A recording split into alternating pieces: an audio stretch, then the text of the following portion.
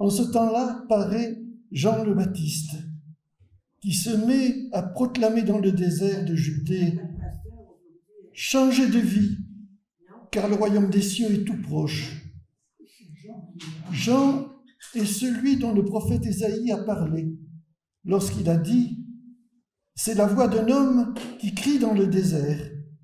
Préparez le chemin du Seigneur, faites-lui des sentiers bien droits. » Jean avait un vêtement fait de poils de chameau et une ceinture de cuir autour de la taille. Il mangeait des sauterelles et du miel sauvage. Les habitants de Jérusalem, de toute la Judée et de toute la région voisine de la rivière du Jourdain venaient à sa rencontre. Ils reconnaissaient publiquement leurs péchés et Jean les baptisait dans le Jourdain. Jean vit que beaucoup de pharisiens et de sadducéens venaient à lui pour être baptisés. Il leur dit, espèce de vipère, qui vous a appris à échapper à la colère du Dieu qui vient. Montrez par des actes que vous avez changé de vie. Et ne pensez pas qu'il suffit de dire en vous-même « Abraham est notre Père », car je vous dis que Dieu peut utiliser les pierres que voici pour en faire des enfants d'Abraham. La hache est déjà prête à couper les arbres à la racine. Tout arbre qui ne produit pas de bons fruits sera coupé et jeté au feu. Moi, je vous baptise dans l'eau pour que vous changiez de vie, mais celui qui vient après moi vous baptisera dans l'Esprit Saint et dans le feu. Il est plus fort que moi. Je ne suis pas digne d'enlever ses sandales. Il tient en sa main la pelle à vanner et séparera le grain de la paille. Il amassera son grain dans le grenier, mais il brûlera la paille dans un feu qui ne s'éteint point. Chers frères et sœurs, en ce deuxième dimanche de l'Avent, j'avais envie de partager avec vous cette parole de Jean-Baptiste. Préparez le chemin du Seigneur. C'est dans Matthieu 3, verset 3. En ce deuxième dimanche de l'Avent, l'Évangile nous propose de partager le message de Jean-Baptiste, prêchant dans le désert de Juda.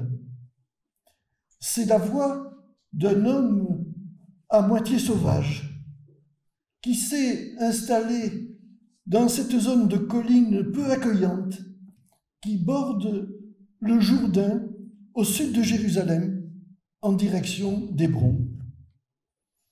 Curieuse personnalité que ce Jean-Baptiste, vivant de sauterelles et de miel sauvage, vêtu d'un vêtement fait de poils de chameau et d'une ceinture de cuir autour de sa taille.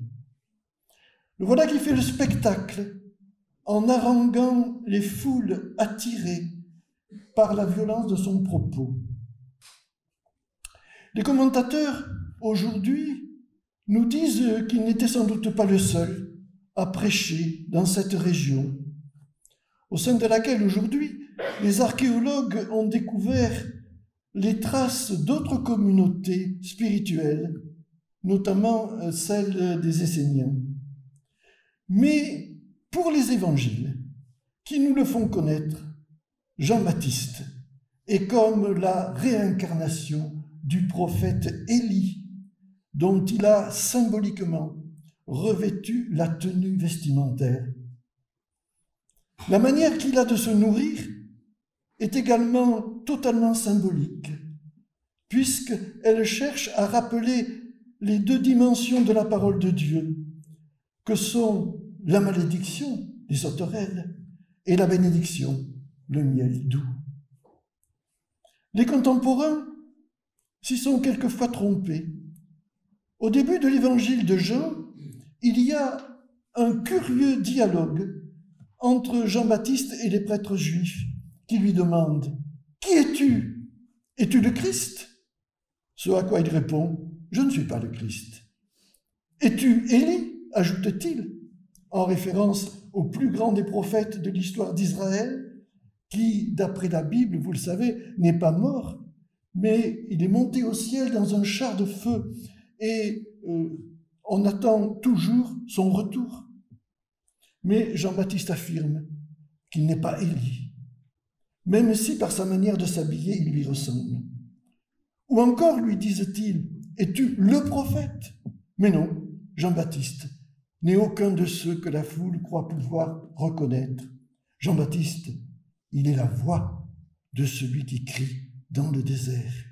Jean-Baptiste, c'est une voix, rien qu'une voix, mais cette voix nous interpelle. Car la prédication de Jean-Baptiste ne se situe pas au niveau de la confidence. Il crie, il va proclamant dans le désert, ce qui ne signifie pas, comme nous le disons aujourd'hui, lorsque nous employons cette expression, que ses propos sont des paroles en l'air, qui se perdent dans le vent. Bien au contraire. Matthieu parle ici de proclamation. Et c'est pour nous mettre en garde et que nous ne prenions pas à la légère son propos. Car, pardonnez-moi l'érudition, en grec, dans le texte original, le terme utilisé est celui de kérygma, que les théologiens aujourd'hui traduisent par kérygme, c'est-à-dire c'est l'annonce fondamentale de ce qui constitue le cœur de l'Évangile. C'est le noyau dur de la bonne nouvelle, et cela tient en une phrase. Le royaume des cieux est tout proche. Ou, selon d'autres traductions, le règne des cieux s'est approché. Et, voyez-vous, il ne faut pas s'y tromper. Cette formule est une manière de dire, dans la pratique du judaïsme, qui interdit de prononcer le nom de Dieu, c'est une manière de dire Dieu est proche, Dieu s'est approché, Dieu va venir. C'est toute l'annonce de Noël qui est là proclamée, et pas seulement une naissance, mais tout un ministère, celui du Christ parmi les hommes. C'est à ce point fondamental que ce sont ces mêmes paroles que l'évangéliste met en premier dans la bouche de Jésus au moment où il commence son ministère. C'est quelques chapitres plus loin, au chapitre 4, au verset 17. Après l'arrestation de Jean-Baptiste, Jésus se retire en Galilée, s'établit à Capernaum, et à partir de ce moment-là, dit le texte, Jésus commença à proclamer « Convertissez-vous, le royaume des dieux s'est approché ». Ce qui, évidemment, nous interpelle, car la formule telle qu'elle est exprimée est à la fois un signe d'espérance et aussi d'utopie. Annoncer aussi frontalement la proximité de cette venue à tous ceux qui sont en recherche, et il y en a sans doute autant et même plus parmi nous aujourd'hui qu'il n'y en avait autour de Jean-Baptiste, et en annoncer aussi brutalement la réalisation, c'est prendre le risque de ne pas être pris au sérieux. Quelle audace! Tout dans le monde où nous vivons n'affirme-t-il pas le contraire? Concernant les Juifs du temps de Jean-Baptiste déjà, mais plus encore de nos jours, faut-il faire le compte de tout ce qui s'inscrit en faux contre cette proclamation? Où est Dieu dans notre monde, en dehors des fausses images que nous nous faisons de lui? Quel signe annonce la prochaine venue de son royaume? Et pourtant, comme pour les contemporains de Jean-Baptiste, il y a en nous cette grande attente. Il s'agit là d'une révélation qui nous interpelle, tout en gardant une partie de son mystère, et vis-à-vis de laquelle chacun de nous, en la recevant, est amené à réagir. Et cela d'autant plus que cette proclamation s'accompagne d'un message. Et ce message est radical. Dieu est tout proche, Dieu s'approche, Changez donc de vie, convertissez-vous. Il ne s'agit pas seulement de changer de mentalité, mais bien plutôt d'un changement de cap, de direction, dont l'origine, là encore, provient des prophètes de l'Ancien Testament. Jérémie, notamment, qui écrit, entre autres, « Revenez, enfants rebelles, je pardonnerai vos infidélités ». C'est d'un retour inconditionnel vers le Dieu de l'Alliance dont il s'agit ici et qui s'accompagne effectivement dans le récit de Matthieu que nous avons lu tout à l'heure, de scènes de conversion collective, les gens reconnaissant publiquement leurs péchés et acceptant pour en être déchargés un baptême que Jean administre dans le Jourdain, c'est ce fameux baptême de repentance. Ce geste était particulièrement significatif, puisque les bénéficiaires, ceux qui étaient baptisés, recevaient ainsi un sacrement qui était jusque-là réservé traditionnellement aux païens qui se convertissaient à la foi d'Israël. Il s'agit donc d'une humiliation sans précédent, accepter de se reconnaître exclu du peuple de Dieu dont on croyait faire partie, de ne plus avoir Abraham pour père, pour avoir trahi le pacte de l'alliance avec Dieu. Cette radicalité, on pourrait même dire ici cette violence, est bien exprimée dans le texte par les condamnations qui pèsent sur les éventuels contestataires, qui ne sont pour Dieu, vous l'avez entendu, que des arbres morts, bons à abattre et à brûler, ou encore que la balle de l'épi dont le grain et non le grain qu'il croyait être. Oui, c'est sans doute la partie la plus dure à accepter pour nous, car elle nous replonge dans le désespoir de tous ceux qui prennent conscience de leur rupture avec Dieu. Mais c'est aussi la plus salutaire, puisqu'elle est là pour nous rappeler que c'est en confessant Jésus-Christ que nous retrouvons la paix avec Dieu. Mais l'authenticité de la démarche doit en même temps se vérifier, comme le dit le texte plus loin, par un comportement renouvelé, montré par des actes que vous avez changé de vie, dit le texte. Car pour les convertis, il y a un programme. Préparez le chemin du Seigneur. Faites-lui des sentiers bien droits. Et là encore, cette recommandation vient du fond des siècles, puisqu'elle est sortie de la bouche du prophète Ésaïe, chapitre 40, verset 3, qui voit dans son accomplissement la révélation de la gloire de Dieu. On peut s'interroger sur la signification d'un tel projet qu'Ésaïe d'ailleurs développe amplement. Que toute vallée soit exaucée, que toute montagne et toute colline soient abaissées, que les coteaux se changent en plaine et les défilés étroits en vallons. On pourrait s'étonner de cette exigence quand on se souvient de ces paroles de l'Évangile dans lesquelles le Christ proclame qu'il est le chemin, la vérité, la vie. Pourquoi serions-nous chargés de faire son chemin? Mais la demande de Jean-Baptiste va de pair avec la reconnaissance de la puissance, de la majesté de l'enfant qu'il annonce. Celui qui vient, dit-il, est fort, plus fort que lui, et tellement au-dessus de lui qu'il n'est même pas digne d'enlever ses sandales, geste caractéristique réservé d'ordinaire aux esclaves à l'égard de leur maître. Pour le prophète, l'objectif est de faire une route pour notre Dieu. Et il n'est pas du tout impossible que ce programme ait un sens immédiat et concret. Nombre de commentateurs soulignent, et ceux qui sont à Jérusalem peuvent en témoigner, les difficultés qui existent pour monter à Jérusalem.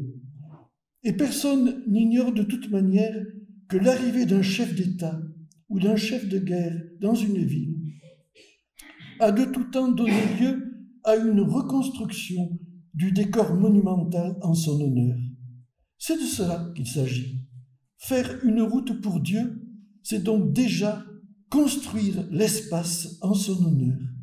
Et dans ces conditions, la moindre des choses, c'est, comme le feront les habitants de Jérusalem le jour des rameaux, d'agiter des palmes et de couvrir le sol de leurs manteaux, de la descente du mont des Oliviers jusqu'aux portes de la ville, pour faire de cette arrivée du Seigneur dans sa cité une entrée royale. Mais il est évident qu'il y a 1000 autres manières de préparer le chemin du Seigneur. Et nous sommes là au cœur même de ce que doit être pour nous ce deuxième jour de l'Avent, dans la mesure où, comme la foule qui se pressait autour de Jean-Baptiste, nous avons compris et accepté l'importance des enjeux. Et dès lors, pour ne retenir que 2 hypothèses, dans ce temps de préparation, il y a 2 grandes questions qui se posent à nous. La première est de savoir comment nous nous préparons nous-mêmes à accueillir le Seigneur. Il y a toute cette ascèse que Jean-Baptiste impose à son public, cette conversion sans laquelle rien n'est possible, qu'il nous faut, nous l'avons vu, faire nôtre, et sans laquelle rien n'est possible, qui est le préalable à tout le reste. L'approche du temps de Noël est un de ces moments de grâce où il faut savoir se donner le temps de se remettre devant Dieu, comme un enfant qui en découvre à nouveau les mystères, qui en entend à nouveau la voix, qui en retrouve le chemin. À partir de là, comment se comporter?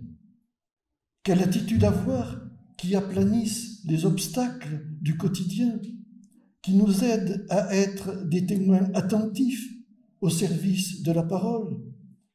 N'ayons pas l'orgueil de penser que nous avons par nous-mêmes la capacité de transformer notre être au point de faire l'ange, au risque, comme le disait Pascal, de ne faire que la bête. Mais, comme nous le dit Ésaïe dans le texte que nous avons lu tout à l'heure, tournons-nous vers l'Esprit du Seigneur, l'Esprit qui donne la sagesse et le discernement, l'aptitude à discerner, à décider et la vaillance, l'Esprit qui fait connaître le Seigneur et enseigne à l'honorer. C'est dans Ésaïe 11. Tentons de manifester simplement un peu plus de présence, de disponibilité, d'attention à l'autre, d'écoute, et puis laissons plus de place en nous à la sérénité, la confiance, l'espérance. Cela peut être encore possible, cela peut-il être encore possible dans un monde où tout autour de nous, et parfois même en nous-mêmes, l'angoisse, la peur, l'égoïsme tiennent une place si grande. Au-delà de nous-mêmes et de notre propre cercle dont nous sommes si dépendants, serons-nous capables d'aller vers les autres dont nous savons si peu? Au-delà de notre myopie protectrice, de notre surdité défensive, saurons-nous honorer le Seigneur, comme dit Ésaïe, en ne jugeant pas selon les apparences, en rendant justice aux défavorisés, en portant toujours sur les reins ces 2 ceintures que sont la justice et la fidélité, afin qu'on ne commette ni mal ni destruction sur la montagne qui appartient au Seigneur. Alors, un jour peut-être, le loup séjournera avec l'agneau, la panthère se couchera près du chevreau, le veau et le lionceau se nourriront ensemble, et un petit garçon les conduira. Amen.